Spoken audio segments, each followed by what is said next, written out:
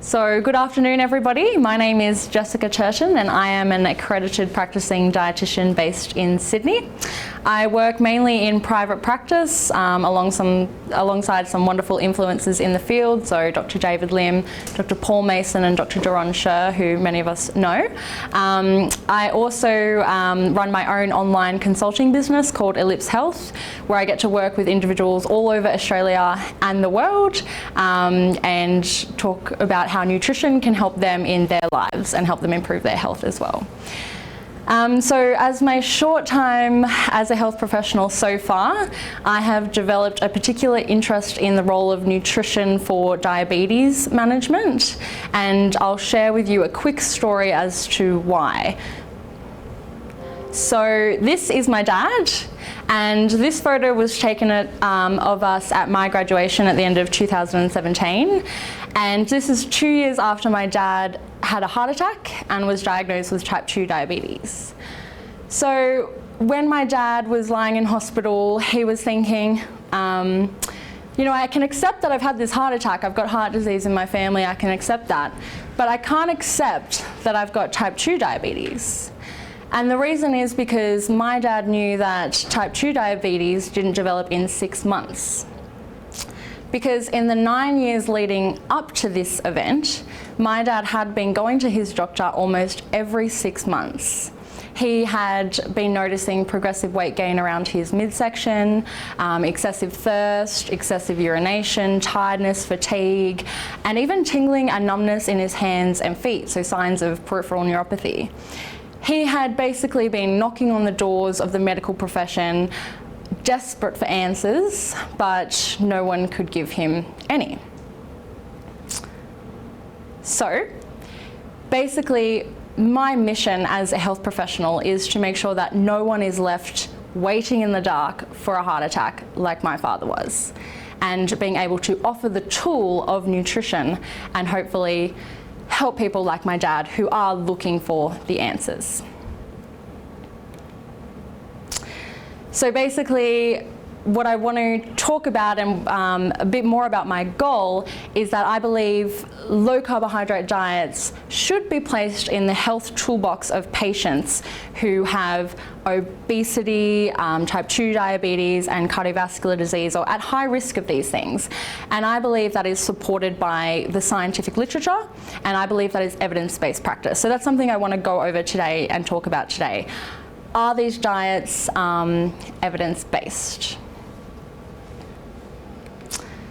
But first, I am a dietitian, so I want to talk a little bit about what dietitians do and how I believe we can play a crucial role in helping people achieve a low carbohydrate diet that is nutritionally adequate and effective as well.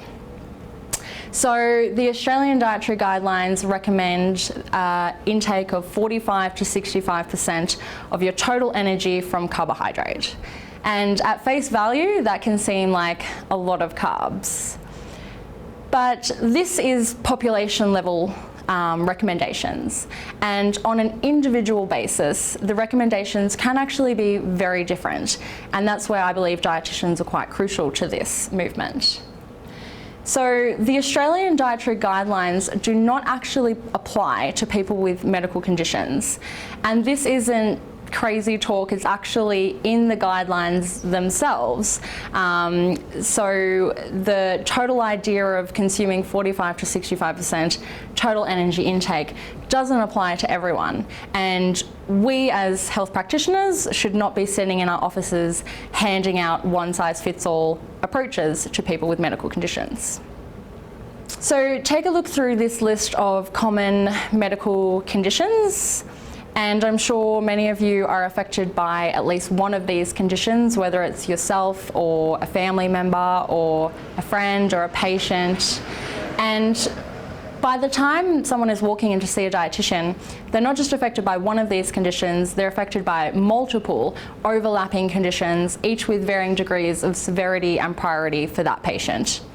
So if we can't just hand out a one-size-fits-all Australian guide to healthy eating for these people, what do we do?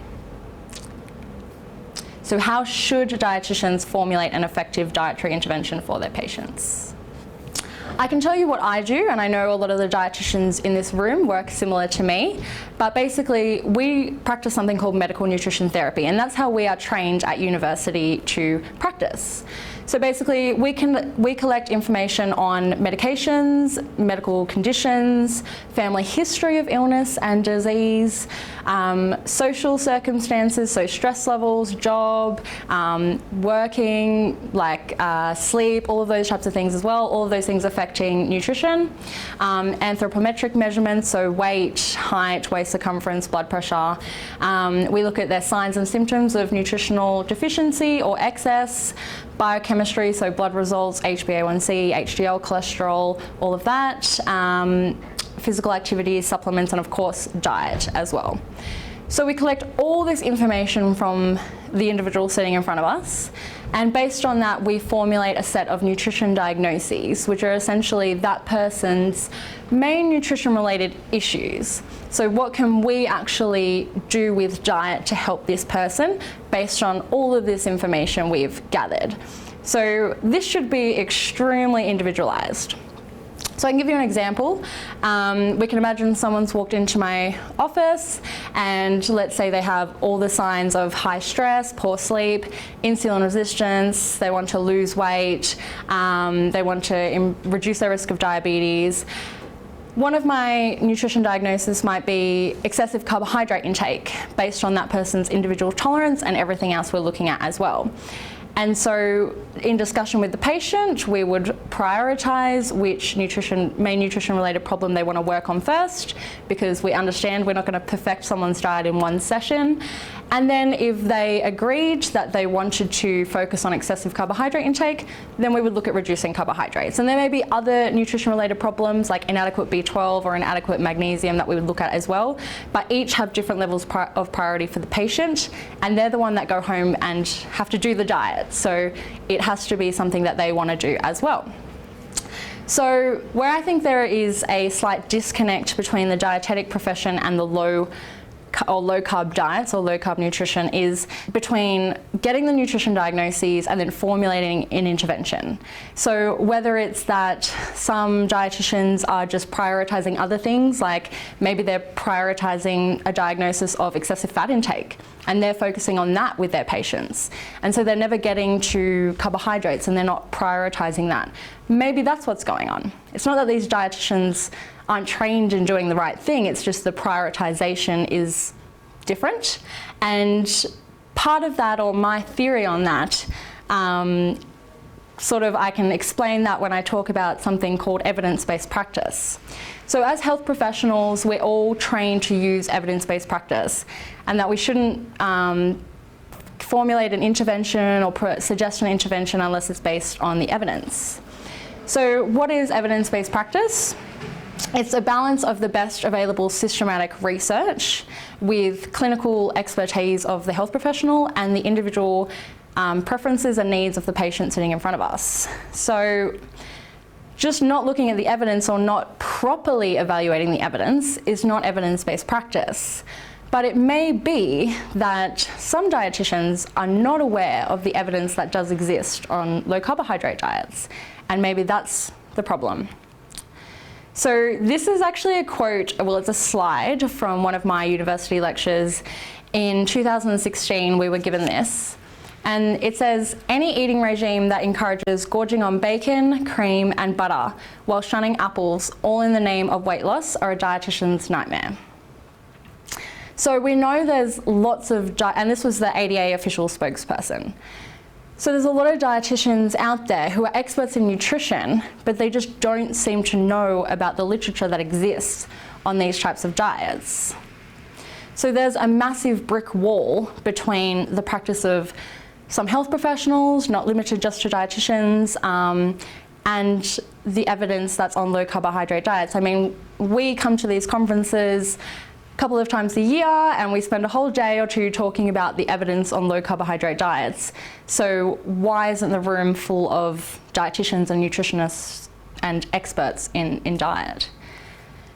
So what I do know is that the brick wall is slowly coming down, and for this type of dietary intervention to reach the masses and be more effective, we need that wall to come down, because dietitians are the ones that are trained in medical nutrition therapy. And it's not to say that other people can't talk about diet and suggest diets to their patients, but it is to say that, you know, we currently are the experts in nutrition, and so we need to be the ones attending these conferences and filling the seats and being at least aware of the literature that exists on low carbohydrate diets. So today, a lot of my talk will be focused on the systematic evidence for low carbohydrate diets for obesity, cardiovascular disease, type 2 diabetes and type 1 diabetes. And hopefully more people will be able to be aware of the literature that exists, and this wall can come down a little further. But first, what even is a low carb diet? So I'm going to get a little bit of involvement. Put your hands up if you think this is a low carbohydrate diet. So if you're eating these types of foods every day, is that a low carbohydrate diet? Yep. Everyone's put their hand up, great. And put your hands up if you think this is a low carbohydrate diet. No one's put their hand up. Does anyone want to tell me why they would say this isn't a low carbohydrate diet? Bananas and rice. Bananas and rice. So there's foods on there that you've identified that don't fit in with your low carbohydrate diet. Put your hands up if you think this is a low carbohydrate diet. Yep. And do you want to give a little bit of an explanation as to why? Most people had their hands down except for one. Because there's limited carbohydrates and there's good sources of fat and protein. So I think it's quite balanced. Yeah. So limited carbohydrates and, you know, whole foods and a balanced diet. So basically, what I'm trying to say here is that they can all be low carbohydrate diets. What one person sees as a low carbohydrate diet isn't necessarily the be all and end all, but particularly in the scientific literature, there is no proper definition of low carb. So what we found when we were doing our research is that researchers can call their diets low carb diets, but they're actually eating 200, 300 grams of carbs a day. And to a lot of us sitting in this room, we would say, well, that's not a low carbohydrate diet. But if it's carbohydrate restriction, they can still call it a low carbohydrate diet. And for some people, that act of carbohydrate restriction, even if it's not to the degree of a low carbohydrate diet, can still be effective, or if it is, we need to pay attention to that as well. And so basically in the literature, when we're looking at systematic reviews will generally define a low carbohydrate diet as any diet below 45% total energy intake. So in the blue, we've got the current recommendations, which are the general population recommendations and the recommendations of a lot of clinical diets for diabetes and obesity and all of that. So 45 to 65% total energy, and then everything under that could be a low carb diet. Whether it's your version of a low carb diet or not, that's something else. So in our systematic review, what we did is we wanted to collect all those low carb diet studies. But what we did is we called the diets that would fit in number 3, we called them false low carb diets. So they were still carbohydrate restriction, but they were still above the American Diabetes Association definition of low carb diets, which is below 130 grams per day. In section 2, we have carbohydrate intakes that are between 50 grams and 130 grams. So we call those low carbohydrate diets, or true low carbohydrate diets. And then in section 1, we have diets below 50 grams per day, and they would be low carbohydrate ketogenic diets, or very low carbohydrate diets. So that was just our classification system. But I think it's good for you guys to be aware of that, because when we go through some systematic reviews now, you'll see their carbohydrate intakes and you might be like, that's not a low carb diet, but it could be someone's version of a low carb diet. And it doesn't mean that that's not going to be effective, but you need to be aware of that when we're looking at the literature. Okay, so just really quickly, if you don't know what a systematic review is, because that's what we'll be looking at, it's just a collection of all the evidence that exists on a particular topic, and there's quite rigorous methods that go into doing a systematic review. So usually you're trying to collect the most highest quality studies that exist on a question you want to answer, and so you may get 10, 12, 13 studies, you're putting them all together and you're trying to go, okay, well, what diet is the most effective for a particular clinical condition, for example. So the first one we'll look at is obesity, and this is a systematic review that was published in PLOS ONE in 2014, and the review included randomized controlled trials that reduced carbohydrate intake to less than 120 grams of carbohydrate per day. So these are all true low carbohydrate diets. And they can do that for obesity because it's a very well-studied population. If you look at all the studies that are out there on weight loss, you'll see thousands and thousands. So let's look at how a low carbohydrate diet compared against a low-fat diet. And low-fat diets are the general sort of, yes, this is how you lose weight. So which diet was more effective? So you can see that there were 17 trials included altogether. Total number of participants was 1,797. So we've got a lot of participants here, and these are all very high quality, rigorous randomized controlled trials. So we've got 7 studies highlighted in green that showed a statistically significant difference between the low carb diet and the low fat diet. So it's not to say the other ones didn't work, they just didn't work any better than the low fat diet. So out of all those 7 studies that had a difference between the two diets, every single one of them favored the low carb diet for weight loss. And so this may not be new information to you, but what that's pretty much saying to practitioners and dietitians is if someone wants to come in and lose weight, this is the best diet. And that's evidence-based practice. But what happens, you know, it's all well and good if they lose all this weight, but what about their arteries? Are they going to get clogged from eating all the fat or the cholesterol? So some of these studies had a fat intake of 54% total energy, which is way higher than the current recommendations. So what happened to their cardiovascular risk factors? Well, you can see this is the results from before and after the low carb diet. So we're just looking at the low carb diet now. All the risk factors highlighted in green actually showed positive improvements on the low carb diet. So it's not that it's safe for use in the obese population, it's actually more effective in terms of their cardiovascular risk. For LDL and total cholesterol, there was no change either way. So there was no problem with the low carb diet in those 17 trials and almost 2,000 people, which is pretty remarkable. So for obesity, I think that low carbohydrate diet is probably one of the most effective diets. Now type 2 diabetes. So this is a systematic review that was published in the European Journal of Clinical Nutrition, looking at all low carbohydrate diets now, so not just the true low carb diets, for the management of type 2 diabetes. And this is a very, very recent systematic review. So they've collected lots of studies, and they've limited their review to randomized controlled trials because, again, they can do this because type 2 diabetes is a well-studied area, so they do have lots of really good quality trials. Just to remind you for this one, we're not comparing low carbohydrate diets with a takeaway foods diet. We're not giving the other guys junk food and going, oh yeah, is low carb better? What we're actually doing is the comparator group is eating either the Mediterranean diet or the low GI diet or the low fat diet or the American Diabetes Association diet. So this is low carbohydrate diets versus what is currently accepted to be the best diets. So this table shows the change in HbA1c, which is the primary management outcome for diabetes, before and after the respective diets. So I have used the table because I like the tables better. I think the meta-analyses can be confusing. But basically what you can see is if you look in the second column, that's how long the trials went for. That's how long these people were on the diets. And then if you look in the third column, that's the change in HbA1c in the low carb intervention arm. And in the next column is the change in HbA1c in the control arm, so the usual care diets.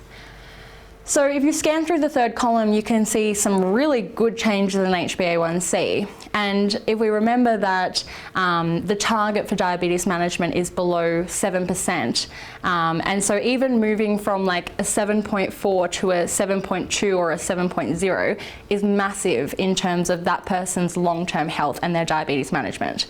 So very clinically significant numbers here. The 8 trials highlighted in green are the ones that showed a statistically significant difference between the low-carb diet and the usual care diet. And all 8 of those trials favoured the low-carb diet. Not one study favouring Mediterranean or low GI or anything like that. And 9 of the low-carb studies also showed a statistically significant difference in the reduction of medications, so anti-diabetic medications. So not only have they reduced their HbA1c the most, they've actually gotten off a lot of their medications, and you couldn't say the same for the control groups. So I think we would agree that the low-carb diet comes out on top, and you can't argue against that. This is the same review, so now we're looking at triglycerides, so we're looking at cardiovascular disease risk now. We know that higher triglycerides are correlated with increased cardiovascular disease risk, so reducing the triglycerides is going to help reduce that person's cardiovascular disease risk, and we care a lot about that in type 2 diabetes. So again, you can look through that third column and you can have a look at the changes in triglycerides in millimoles per litre, and you see some clinically significant changes there. And again, we've got 8 trials that showed a statistically significant difference between the low-carb group and the usual care group. And all 8 of those trials favoured low-carb. There was not one study favouring the other group. So now for HDL cholesterol, so same review.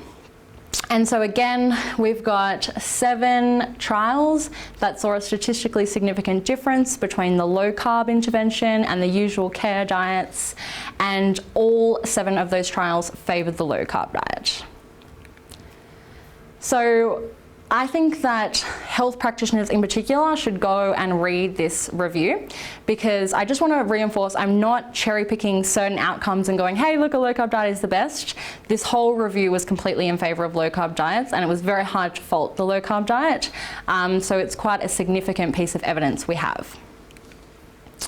So now we're on to type 1 diabetes, and this is the review that I conducted at the University of Sydney with Dr. Kieran Rooney and Mr. Ron Raab, and we did this as part of my master's research degree. So basically we did our review a little bit differently to the systematic reviews would have just seen and most systematic reviews. And that's because we knew type 1 diabetes was not a well-studied population. So we knew the evidence was going to be super scarce. And if we included just RCTs, we would have risked having no studies at all, or one study. So that wasn't going to be very useful to practitioners out there. So what we did is we included all study designs. So whether it was an N=1, a case series analysis, an observational study, pre-post intervention trial, or a randomized controlled trial, we included it. And we just wanted to present the results, because we know there's a lot of people out there doing low carb for type 1, and practitioners need to know how to help their patients with it, and whether or not it is effective. So this is a snapshot of the results table. So basically we've got the outcomes out the top, we've got carbohydrate intake in a day in that second column, and you can see the number of participants in the first column as well. And all those blank squares just mean that the studies didn't report on that outcome.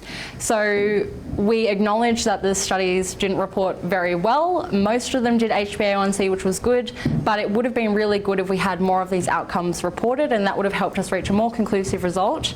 But if we focus on HbA1c first, we're looking at before and after the low-carb diet. We're not necessarily comparing a low-carb diet with another diet. We basically know that these people were on a high-carb diet before they went low-carb, so therefore it's kind of low-carb versus high-carb, but we're just looking at the effects of the low-carb intervention. So the ones highlighted in yellow are the ones that had a statistically significant difference after the low-carb diet. Chantilly restricted carbohydrate to 156 grams per day for 5 months in 10 individuals with type 1 diabetes. HbA1c fell from 9.7 to 7.3, and that's in 5 months. So we've got 10 people that have poorly controlled diabetes now moving towards a well-controlled diabetes and reduced risk of cardiovascular disease and other complications. So quite positive there. We've got Nielsen. Nielsen put 48 people on a carbohydrate intake of 75 grams per day, and their HbA1c fell from 7.6 to 6.9. So that's within the clinical management target for diabetes. And with this group, they were more well controlled to begin with, but they still saw a quite significant reduction in the HbA1c. And many of them maintained the diet after 4 years as well, which is another important result. And we've got O'Neill 2003, who restricted carbs to 30 grams per day, so a very low carbohydrate diet here, in 8 participants, and HbA1c fell from 6.8% to 5.5%. 5.5% is normal glycemic control, so that's what we would expect myself to have and someone who doesn't have diabetes to have. So for someone with type 1 diabetes to achieve that is massive. So what about the other studies that didn't show a statistical significant reduction in HbA1c after the low-carb diet? Well, they actually showed significant reductions in other outcomes that are also just as important. So in the next column over, we've got frequency of severe hypoglycemic episodes. Night 2016 had 46 participants, and this was technically an observational study, but what happened is the participants just decided to go eat low carb because they found it easier to control their diabetes, which was interesting, and their severe hypos reduced by 3.5 episodes a year, which is very, very important because we know severe hypoglycemia can be fatal in someone with type 1 diabetes. If we look at Krebs 2016, small study, but they reduced carbs to 103 grams per day, and you can see there was a significant reduction in total daily insulin. So they were able to maintain or reduce their HbA1c slightly, but reduce their insulin a lot as well. And we know that someone with type 1 diabetes can push their HbA1c down by increasing their insulin. But this is showing that they're able to, the effect of the diet as well, because they were able to reduce both. Ireland 1992 had 8 participants eating 87 grams of carbs per day. This study only went for 2 weeks, so we wouldn't expect much of an HbA1c change there, but we can see that insulin reduced significantly by 5.8 units a day. What about the other 2 studies we haven't spoken about yet? Well, they are our n=1 studies. So you can't calculate statistical significance for an n=1 study, it's not possible. But we wanted to include these studies because we knew there wasn't going to be much research on type 1 diabetes, so we just wanted everything we could. And if we look at the results, if we look at Vernon 2003, this one participant reduced their carbohydrate intake to between 20 and 50 grams per day. They did this for just 3 months. And their HbA1c went from 16.8% to 5.3%. And I think if you ask most clinicians and even most individuals, particularly if they're affected by type 1 diabetes, they wouldn't care that that was an n=1. No one would care. They would be like, that is amazing, we need to look at this further. And that's something we really wanted to show in our review. Bernstein 1980 published a case report on himself. So we included it. He eats 15% total energy intake as carbohydrate. He's 84 years old now and he still follows the same diet, and he's got amazing glucose control. All you need to do is go on YouTube and search his name and find out how he's going. But he reduced his frequency of severe hypoglycemic episodes by 718 episodes a year. So imagine the difference in his quality of life by reducing his carbohydrate intake. He also reduced his total daily insulin by 55 units a day. And we know that excessive use of insulin is also associated with things like cancer and Alzheimer's and weight gain and all of that too. So those results from n=1s are massive.